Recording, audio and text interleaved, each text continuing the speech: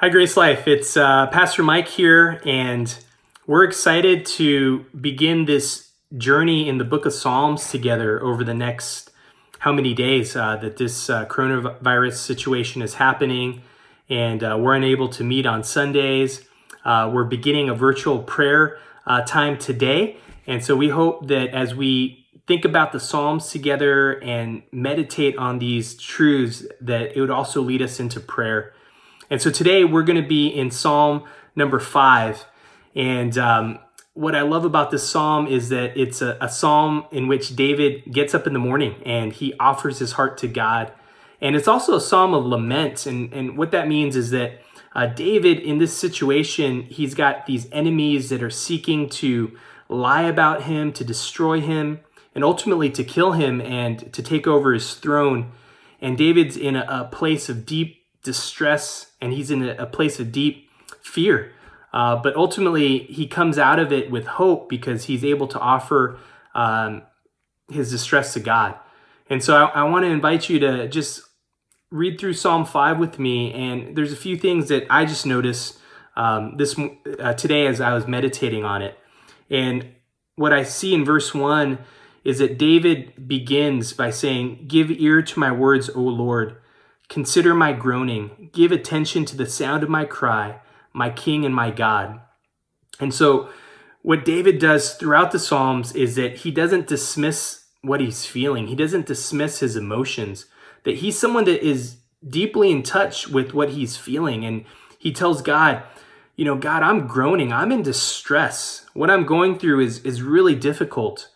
But at the same time, he reminds himself of who God is.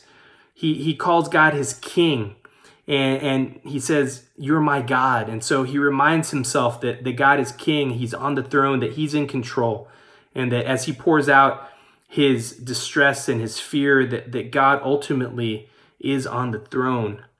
And in verse 3, David says, "O Lord, in the morning you hear my voice. In the morning I prepare a sacrifice for you and watch." And I'm challenged by David because even in the midst of his deep distress, that David doesn't sink into a despair that oftentimes for many of us can lead into complacency and spiritual apathy, where we're so overwhelmed by our situation that we're not really seeking God, but we're sort of in that spiritual funk. But David instead, he gets up early, and here he's preparing a sacrifice. Or in another translation, it says he directs his prayer to God in the morning. And so I love that David, the posture of his heart is that even though he's overwhelmed, he's seeking the Lord. And I don't know where you're at in terms of this pandemic currently. I think some of us are directly affected. Either we're vulnerable because of our health situation, or maybe our loved ones are particularly vulnerable. Or maybe you have a business, or maybe it's your employment that's being directly affected right now by this shutdown. And so you're feeling the weight and the heaviness of this virus situation, maybe more so than some other people. And for some of us, we're not directly affected, but our lives have been disrupted. There's a lot of changes that are happening. I know for me and my wife, we chose not to homeschool for a reason. And so to have to work from home and to have the kids with us 24/7, as much as we love our kids, it's just a huge disruption to the way that we've been living life. And so there's a frustration there. And I think for all of us, there's a underlying anxiety that every single one of us is feeling globally here in our city. And I just want to encourage you that it's okay to feel what you're feeling, but ultimately, like David, to take those emotions and take those feelings to the Lord in prayer. And what we see with David is that he comes out of this experience of prayer and taking his stress and his frustration to God, and he comes out of it with greater hope. In Psalm 5, verse 7, he says, "But I, through the abundance of your steadfast love, will enter your house. I will bow down toward your holy temple in the fear of you." And so what David is reminding himself is that God's love is steadfast. In the Hebrew, that word for steadfast love is hesed, and it's God's covenant-keeping love.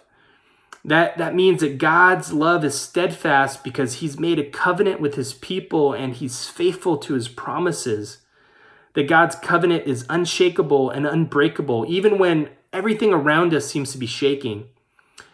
And I have to confess that for me, what God's been exposing in my heart is my idols of comfort and security and predictability. Because as these things are being stripped away, I'm starting to realize, what do I really put my hope in? What do I really put my trust in? And God's been challenging me. Is it his covenant love? Is it his steadfast love? Is it that he is faithful, that he is faithful to his promises? That it's not in the security laid up in my retirement fund, or it's not in the day-to-day predictability of my routine, that things will never change and never be disrupted. But is my faith, is my trust ultimately in God? And that's really been exposed for me over the last couple of weeks or so. But David, through all this, he comes out of this psalm declaring God's goodness and declaring God's hope. And I just want to read that over us. In verse 11, he says, "But let all who take refuge in you rejoice. Let them ever sing for joy and spread your protection over them, that those who love your name may exult in you. For you bless the righteous, O Lord. You cover him with favor as with a shield." And so for all of us that are just under all the weight of what's been happening in the world and here in our state, in our city, I just want to encourage you that God has a purpose. God has a plan in all of this. And you may be stripped of some things that provided you comfort and security right now, but ultimately he wants to give you a greater comfort, a greater security that comes from your relationship with Jesus and my relationship with Jesus. And so my prayer for us as Grace Life is that we would be able to take refuge in him during this time, and not just, hold on, but to rejoice that God is doing good work in us. And also that we would be able to say God's blessing is upon us, that his covering is upon us, just like a shield. That even though the circumstances may not change for some time, that we know that God is faithful and that he's going to bring us through this, and that we're going to draw closer to him through this as all these things are being challenged in our lives, that we're able to take these struggles to God in prayer. And so I want to thank you for listening to this devotional, and we hope you're blessed, and we hope that you can join us for prayer at 7:14 or throughout the day, and that you would stay encouraged as we read through the Psalms together and see what God has for us every single day as we meditate on his promises and on his character. So we love you, Grace Life. Have a great day. Stay rooted in God's word and stay trusting in his faithfulness, in his covenant-keeping love.